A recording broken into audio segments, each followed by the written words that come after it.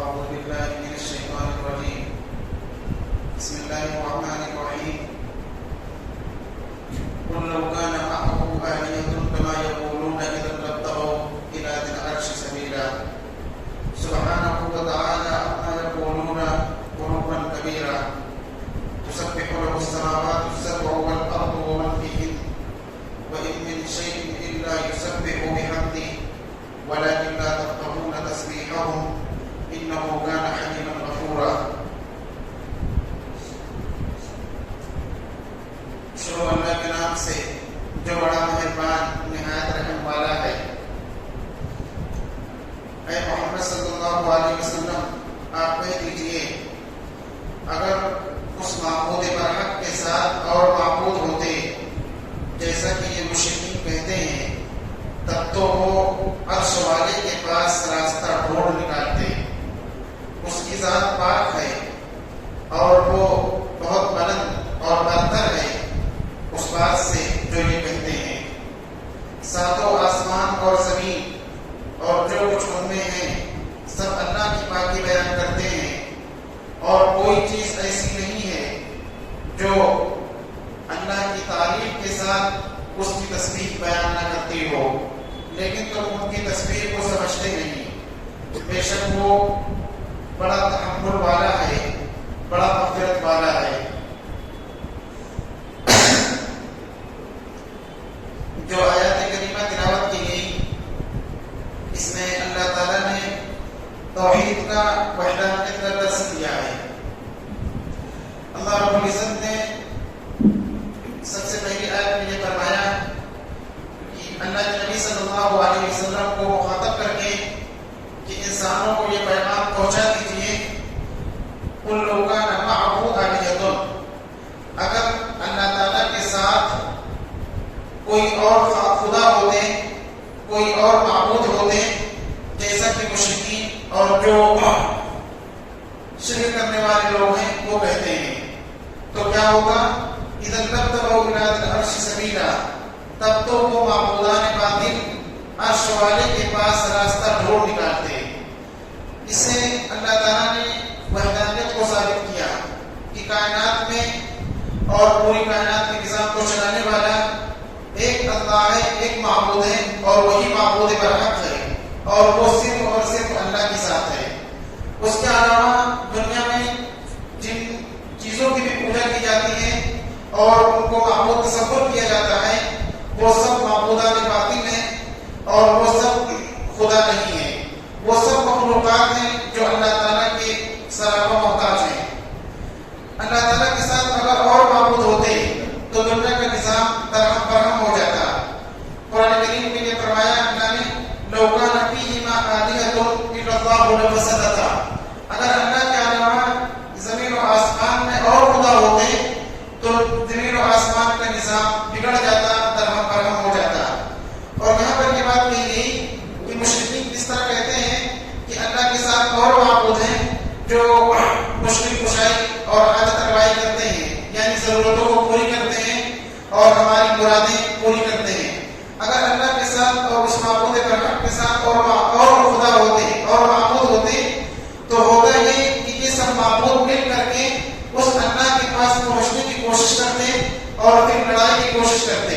اذا لابتغوا الى ذی العرش سبیلا، عرش والا یعنی اللہ، عرش والے کے پاس وہ راستہ ڈھونڈ نکالتے، یعنی سب معبودان مل کر کے کوشش کرتے کہ اس سے چل کر ملاقات کریں اور اس سے لڑائی کریں کہ ہم بھی معبود ہیں، ہم کو کیوں نہیں نہ مانا جائے. تو معبود صرف ایک ہے اللہ کی ذات، اور دنیا میں جو معبودان قطع بنا کیے جاتے ہیں یہ تصوراتی معبود ہیں، معبودان باطل ہیں.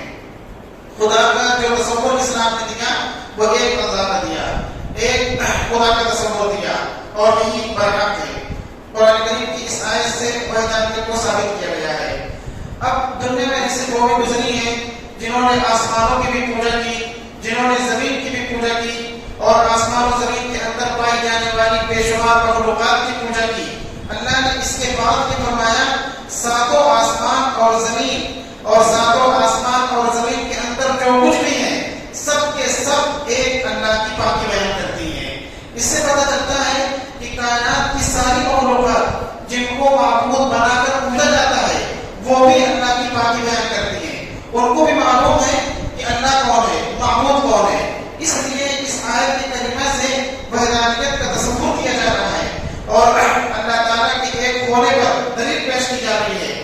نے فرمایا سبحانہ و تعالی عما یقولون علوا کبیرا، اللہ کی ذات پاک ہے اور وہ بہت بلند ہے جو یہ بات کہتے ہیں.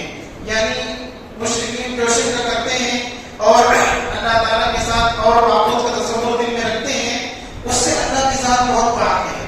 اللہ تبارک و تعالیٰ کی ساتھ دوسروں کو شریک کرنے میں، اللہ کی حاجت میں اور اللہ تبارک و تعالیٰ کی خوبی میں کسی قسم کی کوئی کمی نہیں آتی. ایک حدیث قدسی میں اللہ کے نبی صلی اللہ علیہ وسلم نے فرمایا کہ اللہ تعالیٰ فرماتا ہے اگر روئے زمین پر بسنے والے جتنے انسان و جنات ہیں سب کے سب اگر فرما بردار ہو جائیں تو اللہ کی بادشاہت میں بالکل بھی اضافہ نہیں ہو سکتا، اور اگر سب کے سب نافرمان ہو جائیں تو اللہ کی سلطنت اور بادشاہت میں بالکل بھی کمی نہیں آ سکتی. وہ بالکل غنی ہے، مستغنی ہے، بے نیاز ہے. اس کی عبادت کی جائے یا نہ کی جائے وہ سراپا قابل تعریف ہے. اس کی تعریف کوئی کرے یا نہ کرے وہ اپنی ذات میں محمود اور قابل تعریف ہے. اللہ کی ذات کے علاوہ جتنے بھی دنیا میں معبود کا تصور کیا جاتا ہے وہ سب کا سب غلط ہے. خدا ایک ہے، معبود ایک ہے، اور اسی کا تصور اسلام نے دیا ہے جو اس آیت کریمہ میں پیش کیا گیا. پھر اس کے بعد آسمان کی بھی پوجا کی گئی، زمین کی بھی پوجا کی گئی، اور آسمان و زمین کے اندر رہنے والی مخلوقات کی پوجا کی گئی. اللہ نے آگے یہ بات کہی کہ سب آسمان اور سب زمین اور زمین اور آسمان کے اندر رہنے والی مخلوقات سب تو اللہ کی تسبیح کرتے ہیں، سب اللہ کی بات بیان کرتے ہیں. مطلب یہ سب کے سب اللہ کی مخلوق ہے، اسی لیے اللہ کی بات بیان کرتے ہیں، اور یہ خدا نہیں ہو سکتے. یہ تصور اسلام نے دیا ہے اور آیت کریمہ سے یہ ثابت کیا. تسبح له السماوات السبع والارض ومن فيهن، ساتوں آسمان اور زمین اور جو کچھ ان میں ہے سب اللہ کی پاکی بیان کرتے ہیں. آسمان ساتھ ہے اور اسی طریقے سے زمین. پھر آسمان میں جو مخلوقات ہیں، فرشتے اور بھی بہت ساری مخلوقات ہوگی جن کے بارے میں اللہ تعالیٰ صحیح طریقے پر جانتا ہے. زمین اور زمین پر جتنی مخلوقات ہیں، زمین پر جتنی مخلوقات ہیں، چاہے وہ انسان ہو، جنات ہو، نباتات ہو، جمادات ہو، پہاڑ ہو، حیوانات ہو، چرند پرند ہو، سب کے سب اللہ کی پاکی بیان کرتے ہیں، سب کے سب اللہ کی تسبیح کرتے ہیں. کوئی بھی مخلوق ایسی نہیں ہے جو اللہ کی پاکی نہ بیان کرتی ہو، کیونکہ آگے قرآن میں یہ بھی کہا گیا وَإِن مِّن شَيْءٍ إِلَّا يُسَبِّحُ بِحَمْدِهِ، کوئی بھی چیز ایسی نہیں ہے جو اللہ کی تسبیح نہ کرتی ہو اللہ کی تعریف کے ساتھ ساتھ. یعنی کائنات کا ذرہ ذرہ، کائنات کی ہر مخلوقات، چاہے وہ ذوی العقول ہو اور چاہے غیر ذوی العقول ہو، سب کے سب اللہ کی پاکی بیان کرتی ہیں، سب کے سب اللہ کی تسبیح کرتی ہیں، اور سب اللہ کی حمد کے ساتھ یعنی اس کی تعریف کے ساتھ تسبیح کرتی ہیں. اللہ کی پاکی اس طرح بیان کرتی ہے کہ اس پاکی میں اللہ کی تعریف بھی شامل ہوتی ہے. اب اللہ کی تسبیح کرنے والوں میں انسان اور جنات جو مومن ہیں وہ تو بالکل ظاہر ہی ہے کہ جو ایمان کرنے والے انسان ہو چاہے وہ جنات ہو، اور اسی طریقے سے فرشتے، یہ اللہ کی تسبیح اور پاکی بیان کرتے ہیں. یہ تو بالکل ظاہر سی چیز ہے جو سب سمجھ سکتا ہے. جو اللہ تعالیٰ کا انکار کرتے ہیں، کافر و مشرک اور منکر، ان کے وجود بھی اللہ تعالیٰ کی تسبیح کرتا ہے، اور ان کے جسم کا اور ان کا وجود کا ایک جزء یہ بتاتا ہے کہ اللہ ہے جس نے ان کو پیدا کیا. کیونکہ انسان کو اللہ تعالیٰ نے جو بنایا ہے اور اس کی جو تخلیق کی ہے یہ ایسے حسین انداز میں کی ہے، ایسے خوبصورت انداز میں کی ہے، اور انسان کو جو پیدا کیا تخلیقی اس کے بنانے اس کے اوپر گزرے ہیں، یہ کسی انسان کے بس میں نہیں ہے کہ انسان کر سکے. تو انسان کا، ہر انسان کا، چاہے وہ اللہ کا منکر ہی ہو، اس کا وجود اس بات پر دلالت کرتا ہے کہ اس کا کوئی خالق ہے، مالک ہے جس نے اس کو پیدا کیا ہے. تو اس کے جسم کا، اس کے وجود کا ایک ذرہ، ایک جزء اللہ کی تسبیح کرتا ہے، اللہ کی پاکی بیان کرتا ہے. آج کل کے زمانے میں بہت سارے لوگ جو جہلیت اس میں کہیں اللہ کے وجود ہی کے قائل نہیں، کافر اور مشرک اور منکر، وہ تو اللہ کے بارے میں کہتے ہیں، مطلب اللہ کو مانتے ہیں کچھ نہ کچھ، لیکن جو لوگ بالکل ہی اللہ کا انکار کرتے ہیں، ان کے یہاں خدا کا تصور ہی نہیں، ان کا وجود بھی اللہ تعالیٰ کی تسبیح کرتا ہے. زبان حال سے بھی ہو سکتا ہے اور زبان پاک سے بھی ہو سکتا ہے، اور انسان اور جنات اور فرشتے تو اللہ کی تسبیح کرتے ہی ہیں. اسی طریقے سے وہ مخلوقات جن کے بارے میں ہمارا خیال نہیں ہے کہ وہ فہم و ادراک اور سمجھ نہیں رکھتی، عقل و شعور نہیں رکھتے، وہ بھی اللہ کی تسبیح کرتی ہیں، جیسے پہاڑ ہے، درخت ہے، سمندر ہے. اس طرح سے جو مخلوقات ہیں جن کے بارے میں ہم صحیح سمجھتے ہیں کہ عقل و شعور نہیں رکھتی یہ مخلوقات، وہ بھی اللہ کی تسبیح اور اللہ کی پاکی بیان کرتی ہے. اور اللہ کی تسبیح یہ زبان سے کرتی ہے، لیکن بس انسان اس چیز کو سمجھ نہیں پاتا. اسی لیے قرآن میں آگے کہا گیا ہے وَإِن مِّن شَيْءٍ إِلَّا يُسَبِّحُ بِحَمْدِهِ، کوئی چیز ایسی نہیں ہے جو اللہ کی تسبیح نہ کرتی ہو، اور اللہ کی تسبیح وہ اللہ کی تعریف کے ساتھ کرتی ہے. وَلَكِنْ لَا تَفْقَهُونَ تَسْبِيحَهُمْ، لیکن تم ان کی تسبیح کو سمجھتے نہیں ہو. پتہ چلا کہ آسمان اور زمین اور آسمان اور زمین کے اندر جتنی مخلوقات ہیں، چاہے وہ انسان ہو، جنات ہو، فرشتے ہو، چاہے پرند ہو، جمادات ہو، نباتات ہو، سب کے سب اللہ کی تعریف، اللہ کی تسبیح کرتی ہیں. اب انسان سمجھ نہیں پاتا، اس لیے اللہ تعالیٰ نے فرمایا کہ تم ان کی تسبیح کو سمجھتے نہیں ہو. سب اپنے اپنے انداز میں اللہ کی تسبیح میں لگی ہوئی ہیں. اور اس کی طرف اشارہ قرآن میں بھی کیا گیا ہے اور حدیث میں بھی کیا گیا ہے. اللہ کے نبی صلی اللہ علیہ وسلم کے بارے میں یہ چیز لکھی ہوئی ہے کہ ایک مرتبہ آپ صلی اللہ علیہ وسلم نے کنکریوں کو مٹھی میں لیا. کنکریاں جب آپ صلی اللہ علیہ وسلم نے مٹھی میں لی تو وہ کنکریاں تسبیح کرنے لگی، وہ کنکریاں تسبیح کرنے لگی. اس کے بارے میں فرماتے ہیں کہ یہ معجزہ ہے. معجزہ ہے یعنی ایک خارق عادت چیز ہے کہ کنکری ہاتھ میں لی. جب اللہ کے نبی صلی اللہ علیہ وسلم نے تو کنکریوں نے تسبیح کی اور خود صحابہ کرام نے اس چیز کو سنا. علامہ جلال الدین سیوطی رحمۃ اللہ علیہ نے ایک کتاب لکھی ہے جس کا نام ہے خصائص کبریٰ. اس میں انہوں نے لکھا ہے کنکریوں کا تسبیح بیان کرنا یہ آپ صلی اللہ علیہ وسلم کا معجزہ نہیں ہے. کنکریوں کا تسبیح بیان کرنا یہ آپ صلی اللہ علیہ وسلم کا معجزہ نہیں ہے، کیونکہ کنکریاں کیا ساری مخلوقات تسبیح کرتی ہیں. دنیا میں جتنی چیزیں ہیں سب اللہ کی پاکی بیان کرتی ہیں. معجزہ یہ ہے کہ آپ صلی اللہ علیہ وسلم کے دست مبارک میں آنے کے بعد کنکریوں کی تسبیح سنی گئی. آپ صلی اللہ علیہ وسلم کے ہاتھ میں کنکریوں کے آنے کے بعد تسبیح ان کی سنی گئی. یہ معجزہ ہے، کیونکہ اللہ نے قرآن پاک میں فرمایا وَلَكِنْ لَا تَفْقَهُونَ تَسْبِيحَهُمْ، تم ان کی تسبیح کو سمجھتے نہیں ہو. عام طور پر تو یہی چیز ہے، لیکن خارق عادت میں کوئی چیز ہوتی ہے، اس لیے معجزے کے طور پر کنکریوں کی تسبیح بھی سنی گئی. امام قرطبی رحمۃ اللہ علیہ نے اسی کو حاضر قرار دیا ہے اور قرآن و حدیث سے اس پر دلائل بھی پیش کیا ہے. حضرت داؤد علیہ السلام کے بارے میں سورہ صاد میں ہے اِنَّا سَخَّرْنَا الْجِبَالَ مَعَهُ يُسَبِّحْنَ بِالْعَشِيِّ وَالْإِشْرَاقِ، ہم نے پہاڑوں کو حضرت داؤد علیہ السلام کے ساتھ لگا دیا. پہاڑ سب شام اور صبح دونوں وقت اللہ کی تعریف کرتے ہیں اور اس کی تسبیح کرتے ہیں. تو جب پہاڑ تسبیح کرتے ہی ہیں تو پھر حضرت داؤد علیہ السلام کے ساتھ لگا دینے کا کیا مطلب؟ اس کا مطلب یہ ہے امام قرطبی رحمۃ اللہ علیہ نے کہا ہے کہ تسبیح تو ساری چیزیں کرتی ہیں، لیکن زبانی طور پر تسبیح لگا دیا، یعنی زبان سے پاکی بیان کرتے تھے پہاڑ، اور حضرت داؤد علیہ السلام اس چیز کو سنتے تھے. اسی طریقے سے سورہ بقرہ کے اندر پہاڑ کے پتھروں کے بارے میں، بڑے بڑے پہاڑ ہوتے ہیں اور اس میں پتھر تھوڑے تھوڑے ٹکڑے گرتے ہیں، اس کے بارے میں کہا گیا وَإِنَّ مِنْهَا لَمَا يَهْبِطُ مِنْ خَشْيَةِ اللَّهِ، یعنی پہاڑوں میں سے بعض پتھر ایسے بھی ہیں جو اللہ کے خوف سے زمین پر گر جاتے ہیں. پہاڑ بہت بڑا ہوتا ہے، ہم دیکھتے ہیں کہ وہ پہاڑ پر سے ٹکڑے گرتے رہتے ہیں. تو اللہ نے فرمایا ہے وَإِنَّ مِنْهَا لَمَا يَهْبِطُ مِنْ خَشْيَةِ اللَّهِ، پہاڑوں میں بعض پتھر ایسے بھی ہیں جن پر جب اللہ کا خوف طاری ہوتا ہے تو وہ پہاڑ سے جدا ہو کر گر جاتے ہیں. اس سے پتہ چلتا ہے کہ جو چیزیں ہم سمجھتے ہیں کہ ان کے اندر اپنا شعور نہیں ہے، ان کے اندر بھی کچھ نہ کچھ شعور ہے.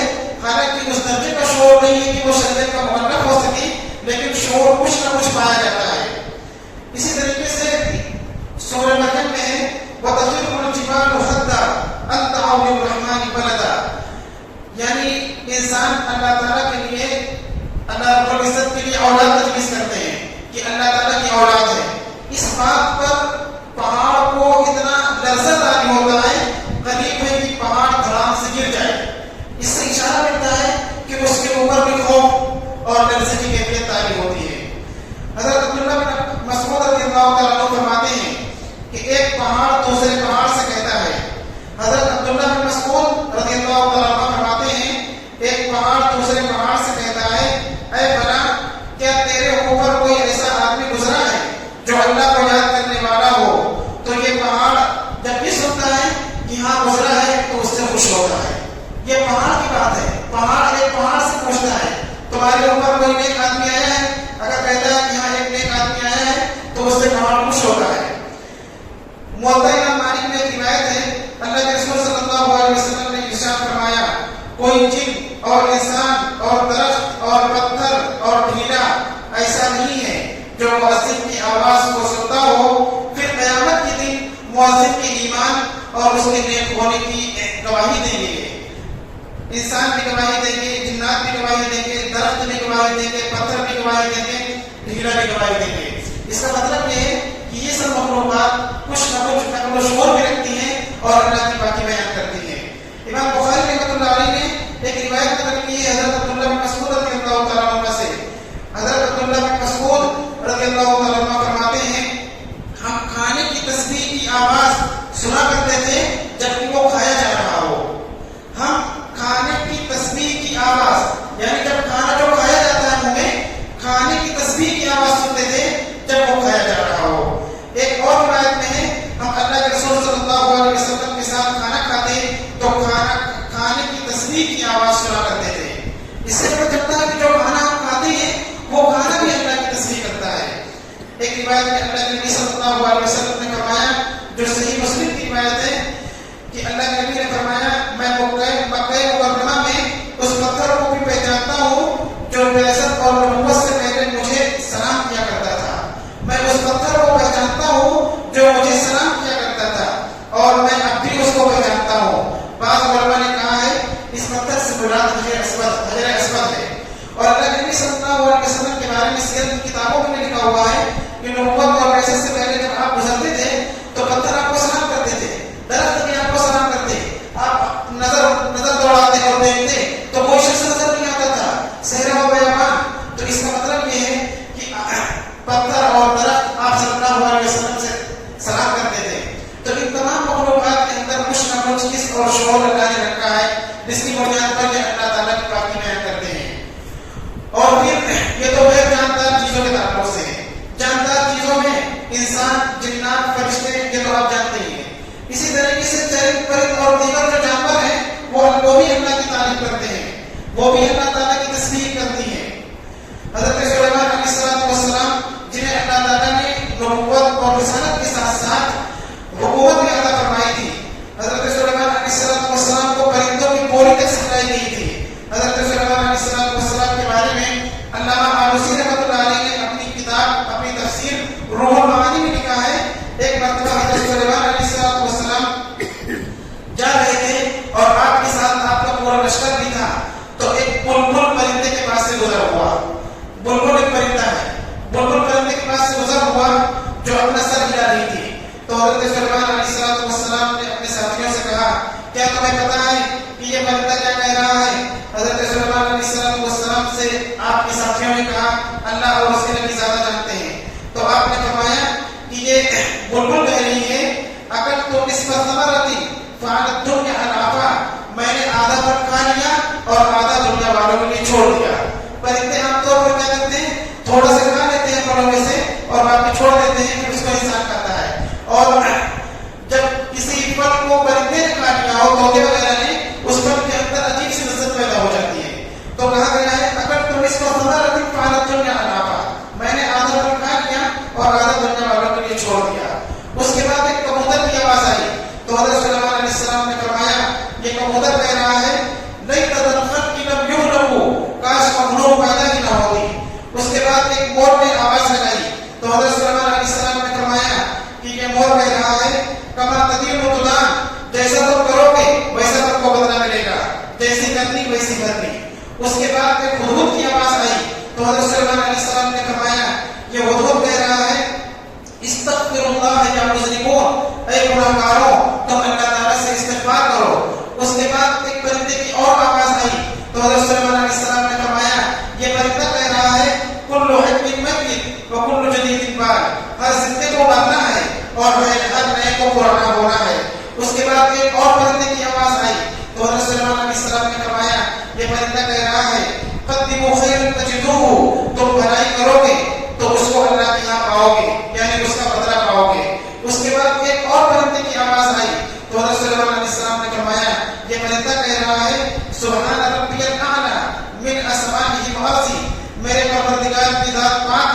جو بہت بلند ہے اور آسمان و زمین کے گھر اس کی تعریف میں کرتا ہوں. اس کے بعد ایک اور پرندے کی آواز آئی تو حضرت سلیمان علیہ السلام نے فرمایا یہ پرندہ کہہ رہا ہے سبحان ربی الاعلیٰ، میرے پروردگار کی ذات پاک ہے جو بہت بلند والا ہے.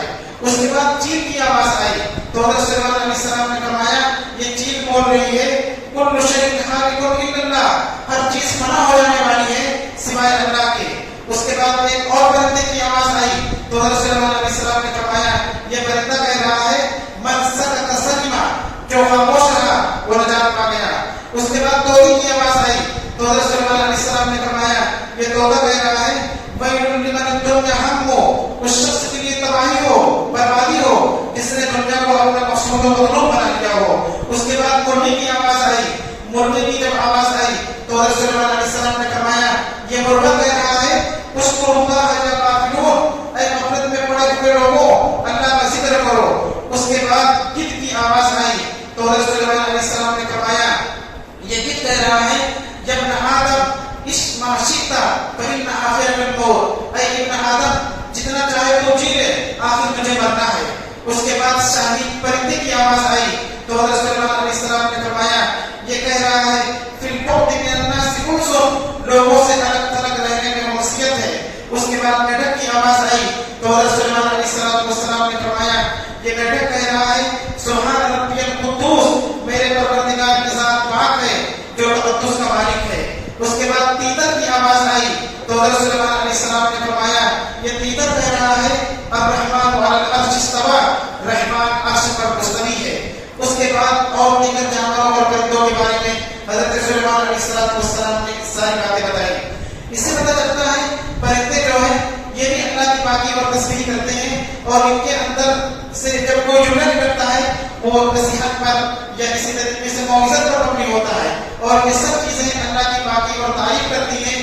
تو جس اللہ کی اور معبود کی ساری کائنات تعریف کرتی ہو اور ساری دنیا کی مخلوقات اس کی پاکی بیان کرتی ہو تو اس کا مطلب یہ ہے کہ وہی خدا ہے اور وہی مالک ہے اور وہی آقا ہے. اس کے علاوہ جس کی بھی عبادت کی جائے وہ باطل ہے.